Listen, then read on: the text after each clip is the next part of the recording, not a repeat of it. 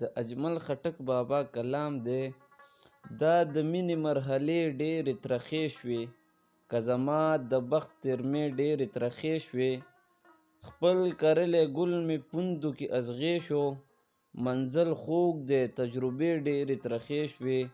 د یار زلفې د رقیب په اوږو زانګي، د میینو حوصلې ډېرې ترخې شوې.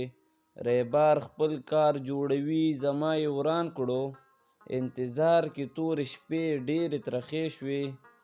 جوړې بیا زما د صبر امتحان دی، ستا د سترګو اشارې ډېرې ترخې شوې. ای یارانو یا څه وشو یا څه کیږي، د خټک خوږې مصرې ډېرې ترخې شوې. بل غزل دی. د زړه د وینو جام کې ستا د شونډو رڼا وینم، د خپل تندي تیارو کې ستا د حسن سبا وینم.